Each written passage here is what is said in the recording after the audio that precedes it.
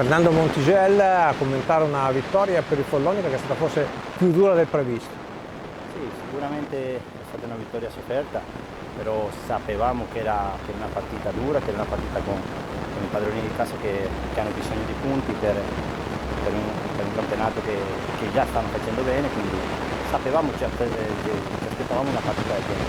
Poi sicuramente noi non abbiamo fatto la miglior prestazione dell'annata, però penso che l'importante alla fine conta che abbiamo portato a casa 3 punti, veniamo da una striscia di partite di martedì e sabato da penso più di un mese e mezzo, quindi è importantissimo per noi portare a casa 3 punti. Siete stati bravi a mantenere sempre un certo equilibrio, a non esporvi ai contropiedi nel quale l'Azzurra poteva mettere in difficoltà. Avete cercato il gol della vittoria ragionando. Sì, sicuramente era una partita, ti ripeto, noi venivamo da una striscia di partite importanti, quindi spendere queste energie per noi è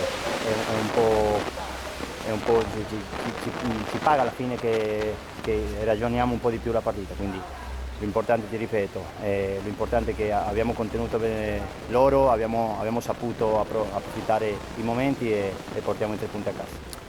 Fernando Monticello, emozioni di tornare qui a Novara dove è cominciata la tua avventura italiana.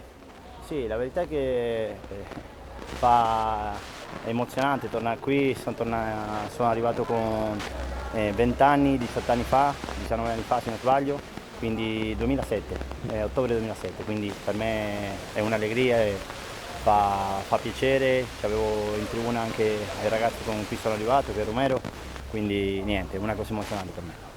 Grazie, in bocca al lupo. Sì.